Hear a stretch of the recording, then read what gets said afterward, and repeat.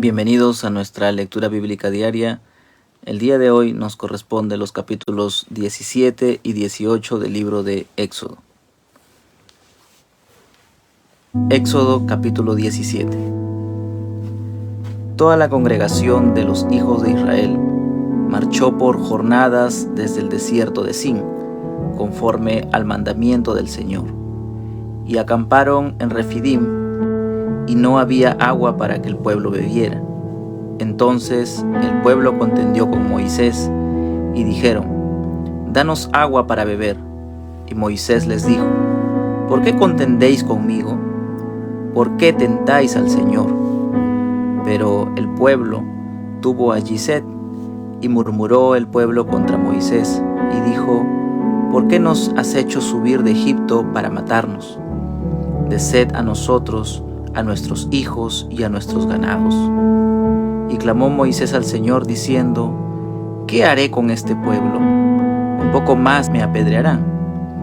Y el Señor dijo a Moisés: «Pasa delante del pueblo y toma contigo a algunos de los ancianos de Israel, y toma en tu mano la vara con la cual golpeaste el Nilo, y ve. He aquí, yo estaré allí delante de ti sobre la peña en Horeb, y golpearás la peña, y saldrá agua de ella para que beba el pueblo». Y así lo hizo Moisés en presencia de los ancianos de Israel. Y puso a aquel lugar el nombre de Masá y Meribá, por la contienda de los hijos de Israel, y porque tentaron al Señor diciendo: «¿Está el Señor entre nosotros o no?». Entonces vino Amalec y peleó contra Israel en Refidim.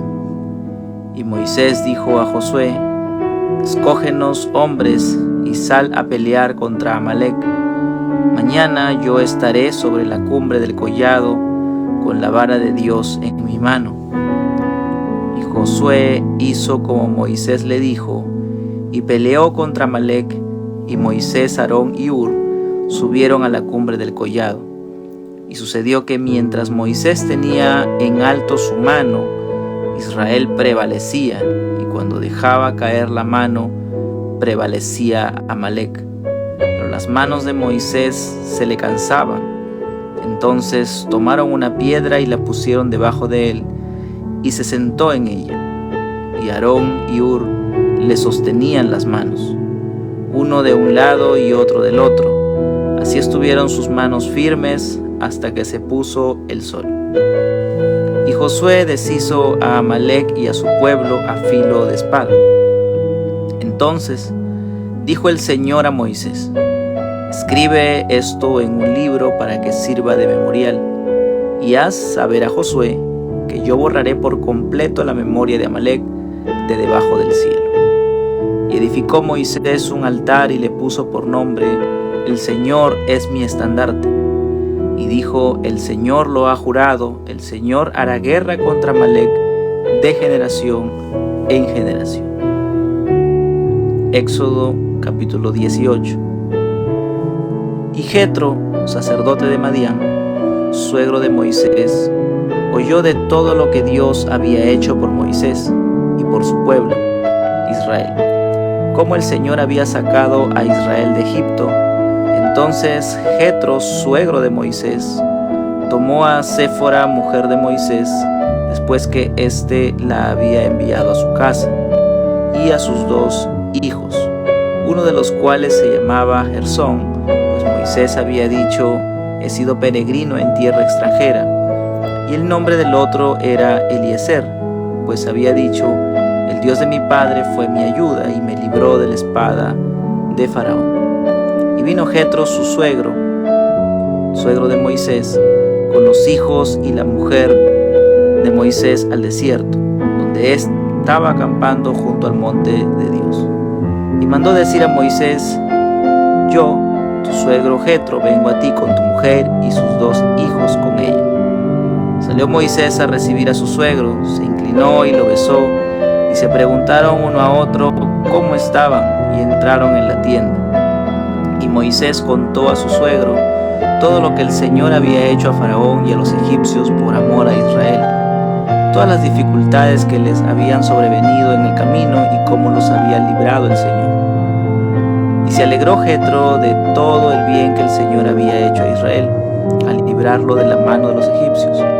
Entonces Jetro dijo: bendito sea el Señor que os libró de la mano de los egipcios y de la mano de Faraón, y que libró al pueblo del poder de los egipcios. Ahora sé que el Señor es más grande que todos los dioses.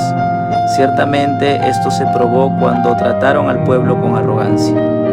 Y Jetro, suegro de Moisés, tomó un holocausto y sacrificios para Dios, y Aarón vino con todos los ancianos de Israel a comer con el suegro de Moisés delante de Dios. Y aconteció que al día siguiente Moisés se sentó a juzgar al pueblo, y el pueblo estuvo delante de Moisés desde la mañana hasta el atardecer. Cuando el suegro de Moisés vio todo lo que él hacía por el pueblo, dijo: ¿qué es esto que haces por el pueblo? ¿Por qué juzgas tú solo y todo el pueblo está delante de ti desde la mañana hasta el atardecer? Y respondió Moisés a su suegro: porque el pueblo viene a mí para consultar a Dios. Cuando tienen un pleito vienen a mí, y yo juzgo entre uno y otro, dándoles a conocer los estatutos de Dios y sus leyes. El suegro de Moisés le dijo: no está bien lo que haces. Con seguridad desfallecerás tú y también este pueblo que está contigo, porque el trabajo es demasiado pesado para ti.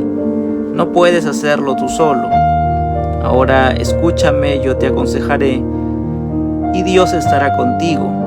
Sé tú el representante del pueblo delante de Dios, y somete los asuntos a Dios, y enséñales los estatutos y las leyes, y hazles saber el camino en que deben andar, y la obra que han de realizar.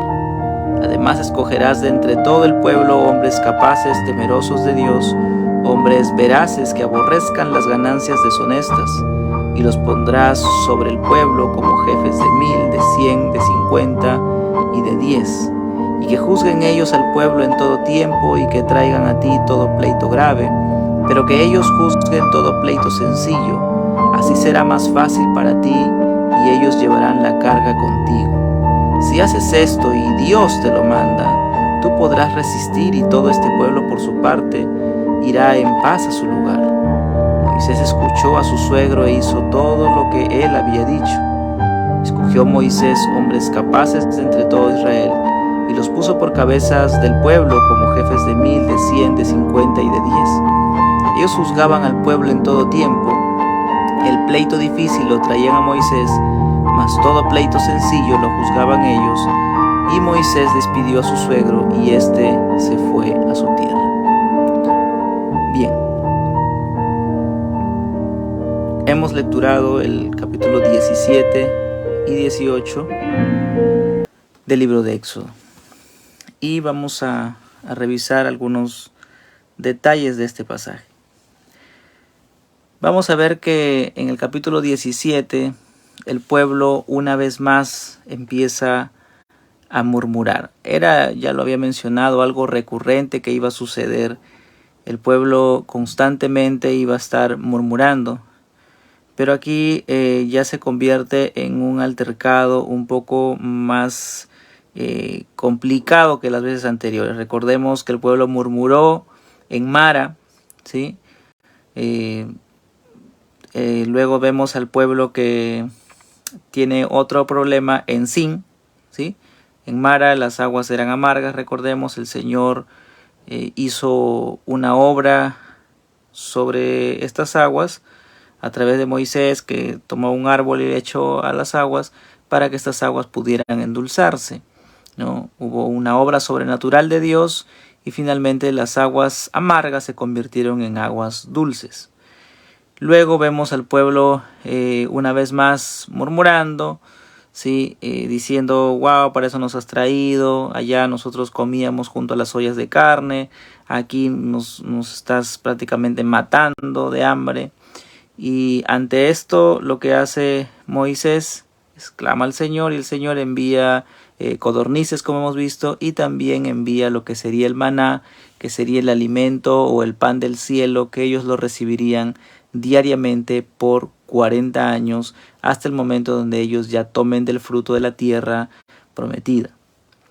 Pero esta murmuración fue peor que estas anteriores, ya que aquí el pueblo llega a tener un altercado con Moisés, ¿no? Vemos a Moisés expresando, diciendo un poco más y me apedrean, ¿no? Entonces ya el pueblo había llegado a ese extremo, ya el altercado estaba un poquito más complicado, ¿no? Al punto de que probablemente ya querían apedrear a Moisés. Entonces, ante esto, recordemos, Moisés rinde la gloria a Dios, tanto para las cosas que Dios había hecho. Siempre Moisés atribuye a Dios que Él es el que hace las cosas, que Él es el que provee. Y también cuando el pueblo murmura, también Moisés aclara que no estarían murmurando contra Él porque Él no es nadie en sí. Él solamente es un instrumento, pero que Dios es realmente quien recibe toda la gloria. Y así también ante las murmuraciones, también sería que estarían ellos renegando o tentando, murmurando contra Dios, no contra Moisés. Entonces esto Moisés lo deja claro una y otra vez. Y vamos a ver aquí también que se menciona a la vara de Dios. Dice: el Señor le dijo a Moisés: pasa delante del pueblo y toma contigo algunos de los ancianos y toma en tu mano la vara con la cual golpeaste el Nilo y ve. ¿Sí? Toma la vara, ¿no? Esta vara tendría que Moisés golpearlo. Dice aquí: yo estaré allí delante de ti sobre la peña de Oreb, golpearás la peña y saldrá agua de ella para que beba el pueblo. ¿Sí? Eso es lo que hizo Moisés. Moisés utilizó esta vara y aquí es donde vamos a ver una vez más de una forma milagrosa Dios utilizando esta vara, que sería pues el símbolo de poder, ¿no? Aquí es importante aclarar que cuando Moisés toma la vara en todas las acciones que viene haciendo, él al tomar la vara está dependiendo. Esta vara es el símbolo del poder de Dios y al tomarlo él está siendo dependiente de esa vara, ¿sí? O sea, esta vara simboliza ese poder de Dios y al tomar la vara él está siendo dependiente de la vara, y eso lo vamos a ver más adelante en el siguiente capítulo, en el siguiente párrafo. Que Moisés muestra su dependencia a Dios, ¿sí? Al depender de esta vara. A veces, hoy en día queremos, en ocasiones, nos emocionamos y muchas veces queremos como que replicar aquellas cosas que acontecieron con Moisés. Pero sin embargo, recordemos que esto está dado para un caso específico. Moisés estaba guiando a este pueblo y Dios, es más, esta vara no solamente habría sido la vara de Moisés, sino que la Biblia registra en muchos pasajes, desde este mismo capítulo, desde el capítulo 4, del 4 verso 20 de aquí de Éxodo, menciona que es la vara de Dios, ¿sí? Esta vara de Moisés se convierte en la vara de Dios. Por consiguiente, hay algo importante allí. Eso simboliza el poder mismo de Dios, ¿sí? En esa vara. Y Moisés, al tomar, cada vez que Moisés toma la vara para poder ser ese instrumento que Dios va a utilizar, Dios a través de esa vara, ¿sí? Está mostrando su poder y su gloria. Y Moisés, al tomar la vara, está mostrando su dependencia al Señor, ¿sí? Eso es lo que debemos tener claro, ¿no? Porque a veces olvidamos esto y pensamos, quizás lo vemos desde otra perspectiva, desde otro modo, y más nos enfocamos quizás en la fe que pudiera tener Moisés que en el mismísimo poder de Dios, ¿sí? Y tenemos que tener mucho cuidado con ello, porque a veces aplicamos más el misticismo que realmente lo que la Escritura está diciendo. Y aquí lo que nosotros vemos reflejado es que por todos lados a donde vamos a llegar es de que la victoria es de Dios, que Dios es quien provee a su pueblo, que Dios es quien hace la obra, y vamos a ver que Moisés mismo va a reconocer eso una y otra vez aquí en Éxodo. Ya lo hemos visto antes y lo vamos a seguir viendo en estos capítulos el día de hoy. Entonces hay un simbolismo ahí.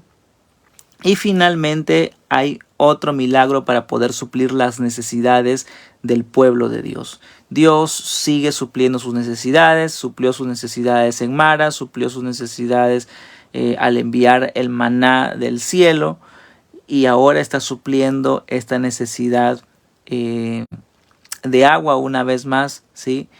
Donde Moisés, al golpear esta peña, sencillamente brotaría agua, ¿sí? Saldría agua.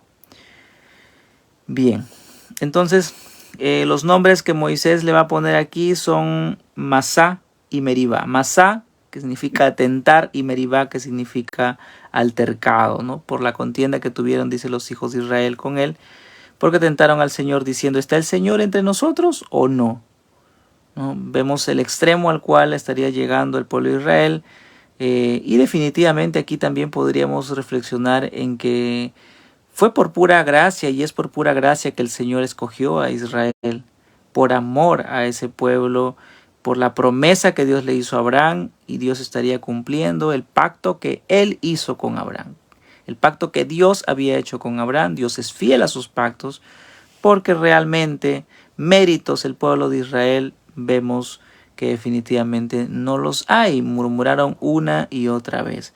Lo que vemos aquí claramente es la gracia de Dios, ¿sí? Es la gracia de Dios, la misericordia de Dios, el amor de Dios, el favor de Dios, la lealtad de Dios, el cómo Dios tiene su fidelidad para con este pueblo, ¿sí? Que aún murmurando una y otra vez, Dios es fiel. ¿Cuántas veces nosotros actuamos muchas veces como el pueblo de Israel?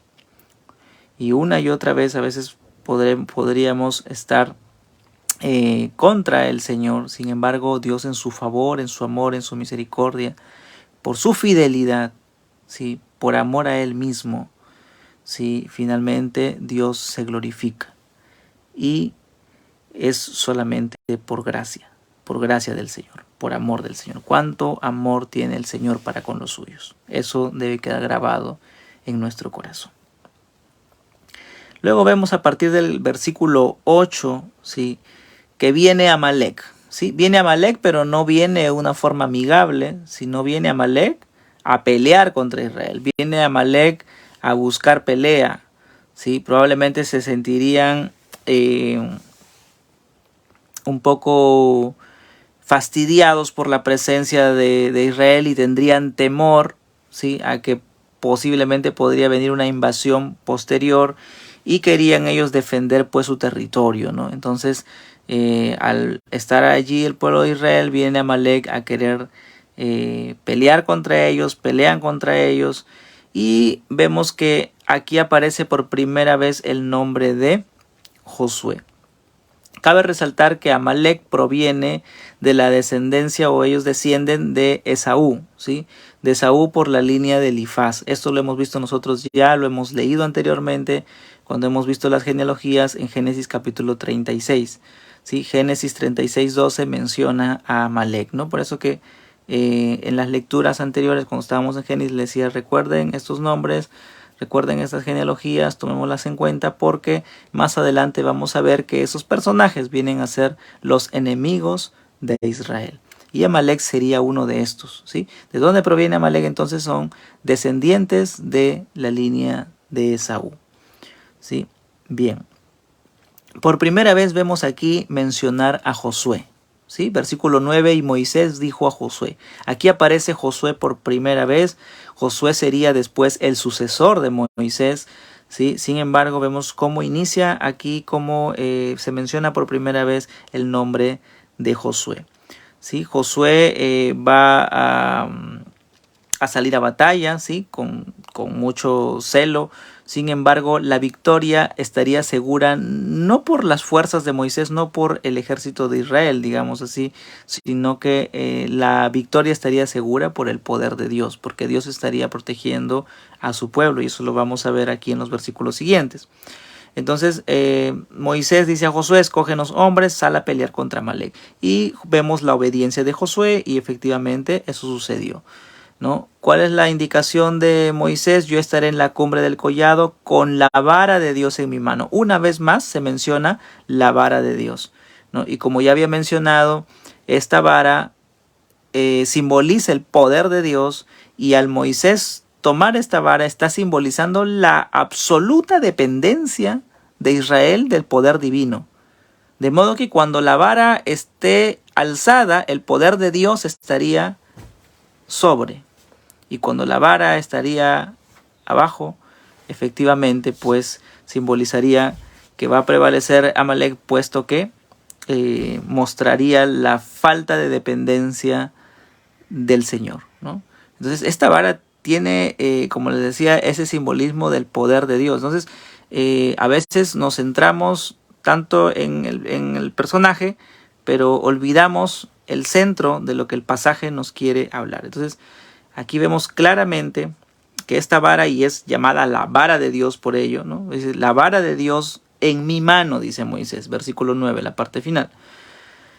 Entonces, efectivamente, aquí el pueblo va a depender del Señor, ¿no? Josué hace como Moisés le dice, él pelea contra Amalek y aparecen Moisés, Aarón y Hur. Aquí se menciona a Hur también. Sí, luego más adelante vamos a escuchar también de Hur, probablemente sea otro Hur, no sea el mismo. ¿Sí? No hay registros, digamos, mayores sobre Hur, pero menciona que Moisés estaba con Aarón y Hur. Subieron a la cumbre del collado. Sucedió que mientras Moisés tenía en alto su mano, ¿sí? Moisés tenía en alto su mano, Israel prevalecía, y cuando dejaba caer la mano prevalecía Amalek. Entonces, cuando la vara estaba arriba, es Israel dependiendo absolutamente de Dios.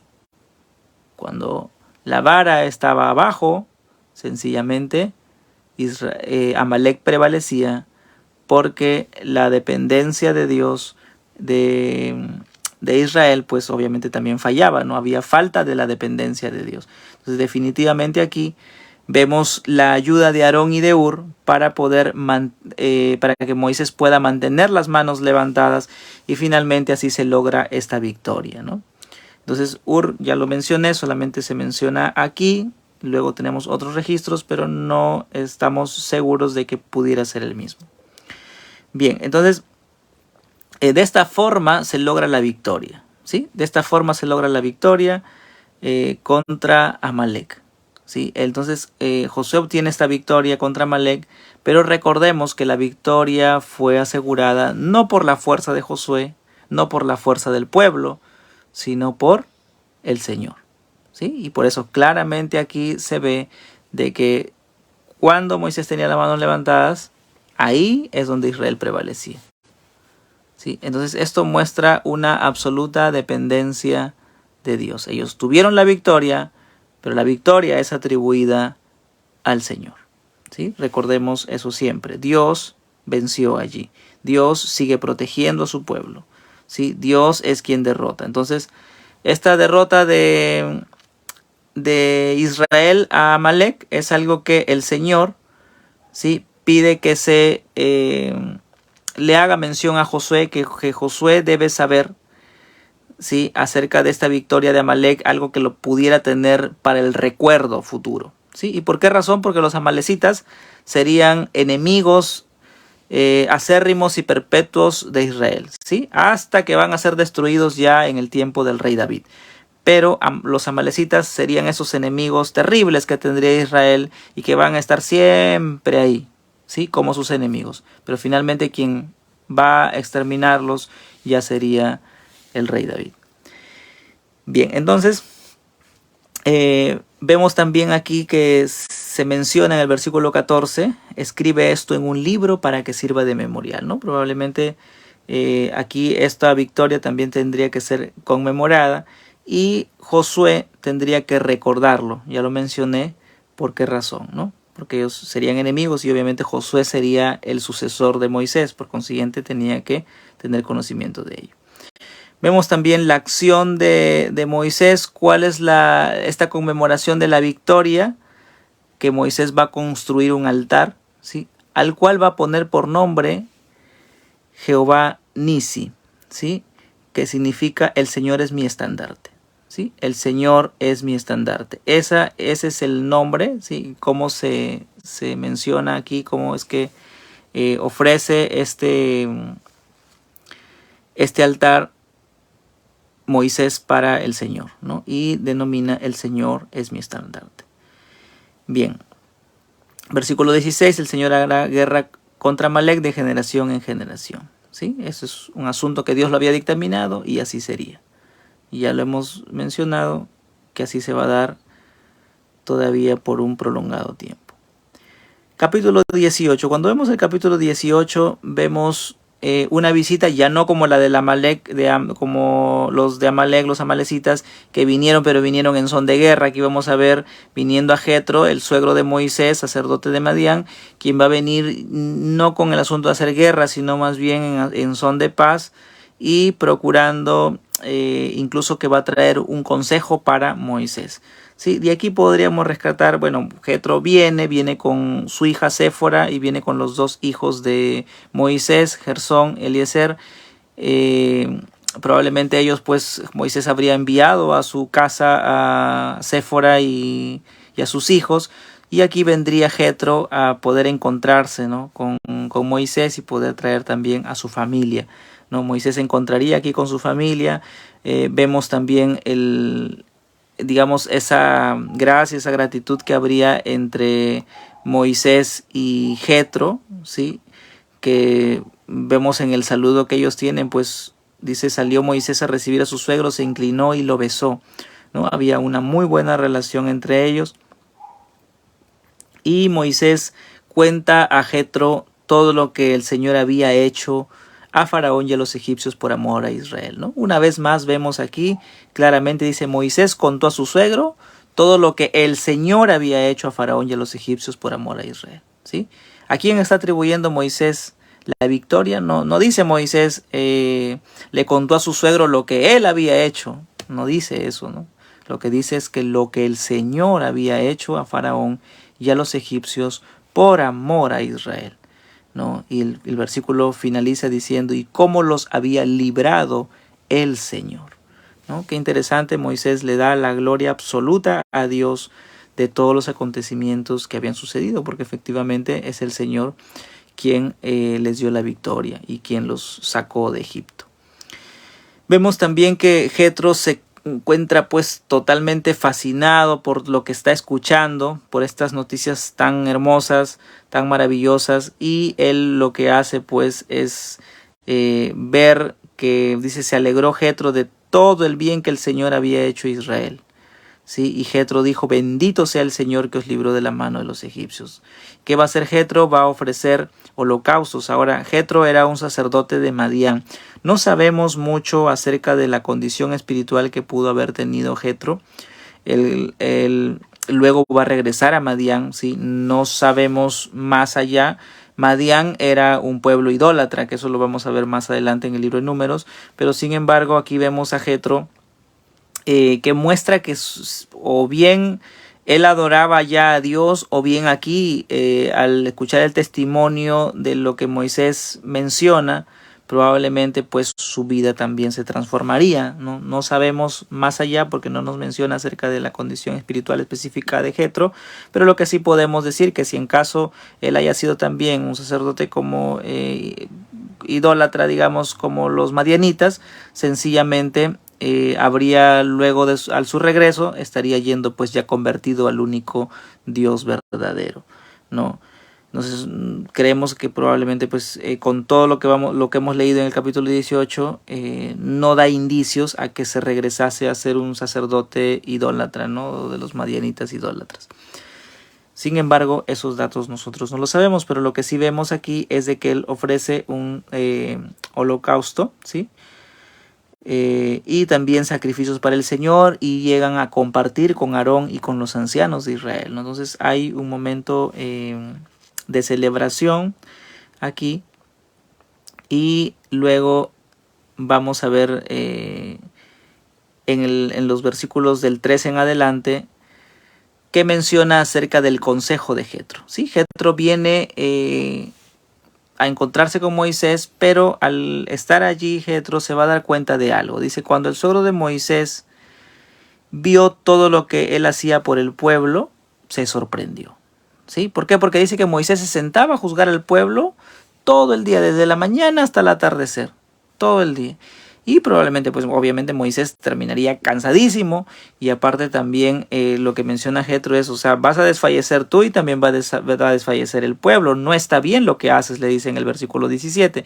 Entonces probablemente pues claro, Moisés se cansaría, se agotaría, y también el pueblo probablemente estaría cansado ahí de estar esperando su turno, ¿no? Entonces esto iba a generar un problema, y Jetro tenía razón respecto a esto, ¿no? Entonces él observa que Moisés estaba invirtiendo demasiado tiempo en poder resolver asuntos y poder en juzgar el uno al otro en cada asunto. Y ya lo dije, el pueblo pues se iba a cansar también, ¿no? Al igual que Moisés. Vemos que el verso 19 dice, ahora escúchame, yo te aconsejaré y Dios estará contigo. Qué interesante. Aquí vemos el consejo de Jetro, ¿sí? Y esto es algo que nosotros también deberíamos de aprender, que es importante el consejo. Recordemos que en el consejo, ¿sí? En el consejo está la sabiduría, ¿sí? Es importante recibir consejo, ¿sí? Obviamente el consejo de Dios pues es el que nos va a guiar, es el que nos va a ayudar a través de su palabra, pero también muchas veces a través de personas, ¿sí? Obviamente personas que leen la Biblia, personas que profundizan en la Escritura, que están en el Señor, ¿sí? Nos van a poder dar un buen consejo, ¿no? Y hay que saber escuchar también el consejo, ¿no? Muestra la humildad también de nuestro corazón el saber escuchar el consejo. Y vemos aquí Moisés, pues Moisés ha visto la gloria de Dios y está escuchando el consejo de su suegro, y su suegro efectivamente tiene mucha razón. Esto es aplaudido por muchas personas a través de los siglos. Han visto cómo se resuelve este asunto. En el consejo de Jetro pues hay una idea, digamos, de liderazgo, ¿no? Y definitivamente esto se muestra como un modelo hoy en día dentro del liderazgo, ¿no? No solamente en la iglesia, sino en una forma general de cómo se nombran personas para que puedan juzgar, ¿no? Entonces aquí recién se va a ver el nombramiento de jueces, y vemos también los requisitos que menciona Jetro, ¿no? Dice, versículo 20, enséñale los estatutos y las leyes, ¿sí? O sea, ellos tienen que saber, obviamente hay que enseñarles para que ellos puedan juzgar. Y tienes que escoger de entre todo el pueblo hombres que sean capaces, ¿sí? Que sean capaces, que sean temerosos de Dios, que sean veraces, que aborrezcan ganancias deshonestas, ¿no? Entonces vemos aquí requisitos que son similares a los requisitos que vamos a ver nosotros también en el Nuevo Testamento, ¿sí? Tanto lo vemos en el libro de los Hechos, por ejemplo, cuando se va a escoger al sucesor de Judas, y también vamos a encontrar también los requisitos para los obispos o para los pastores o ancianos. Entonces, que son requisitos similares si es que los analizamos a detalle, ¿no? Entonces tendrían que cumplir los requisitos y tendrían que poner sobre el pueblo jefes de 1000, de 100, de 50 y de 10, para que ellos puedan juzgar todos los asuntos pequeños, digamos, y le lleven a Moisés los asuntos ya que son un poquito más complejos, ¿no? Versículo 23 muestra un poquito más acerca de Jetro, de lo que él, del temor de Dios que podría tener, ya que dice, si haces esto y Dios te lo manda. Es decir, Jetro está entregando el consejo, pero no está diciendo, wow, o sea, obedéceme porque yo soy muy bueno, yo sé ya de este asunto y tienes que obedecerme. No, o sea, lo que dice Jetro es, si haces esto, ojo, y Dios te lo manda. O sea, tú, dice, podrás resistir y todo el pueblo por su parte podrá ir en paz. ¿Sí? Entonces vemos aquí importante, menciona al Señor, tiene ahí al Señor por encima de todo, que es uno de los puntos que nosotros también deberíamos de imitar y de aprender. Moisés escucha a su suegro y hace todo lo que él había dicho, versículo 24. Eso significa entonces que Moisés fue humilde, ¿sí? Al poder mostrar, escuchar el consejo de su suegro, y no solamente escucharlo, sino que él puso en práctica este consejo, y definitivamente pues este consejo provenía del Señor, ¿no? Tal como Jetro se lo había dicho, ¿no? Entonces ya Moisés escoge pues hombres capaces, los pone por cabezas del pueblo y ellos serían quienes van a juzgar, ¿no? Esto en realidad se daría probablemente después que Moisés reciba la ley, ¿no? Sino que para que el pasaje o el escrito, digamos, esté pues o sea, no necesariamente de un orden cronológico, sino como está escrito por párrafos, por tópicos, completaría pues este tópico, ¿no? Pero en sí nosotros vamos a ver que esto aconteció después que ya Moisés recibiría la ley del Señor, que ya estamos próximo ahí nada más en el siguiente capítulo. Bien, entonces de esta forma Moisés se despide también de su suegro, menciona, y su suegro regresa a su lugar. Jetro o Reuel regresa a Madián. ¿Sí? Entonces vemos aquí algunos detalles. Uno, el agua que brota de la peña de Oreb, ¿sí?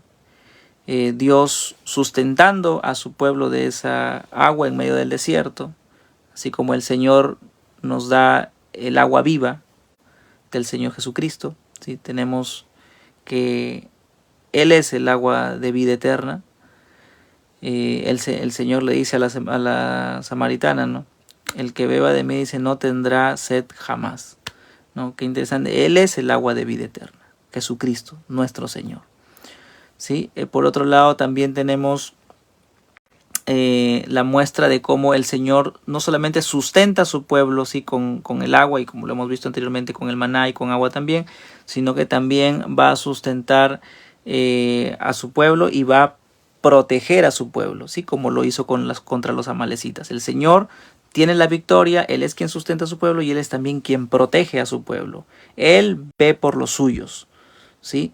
Él ve por los suyos. Entonces vemos allí esta parte. Y finalmente vemos en el caso de Jetro cómo Moisés exalta a Dios, le da la gloria a Dios, que es algo que nosotros debemos de aprender también, siempre entregarle la gloria absoluta al Señor en todo, ¿sí? De Él es la gloria, ¿sí? De Él es la gloria y Él no comparte su gloria con nadie, ¿sí? Y por otro lado encontramos también el consejo. Cuán sabio es escuchar consejo, ¿sí? Entonces vemos aquí el consejo de Jetro a Moisés. Moisés lo pone por obra, lo pone en práctica, y es importante entonces saber escuchar el consejo. Bien, eso ha sido todo por hoy. Nos encontramos el día de mañana. Que el Señor los bendiga. La paz del Señor Jesús.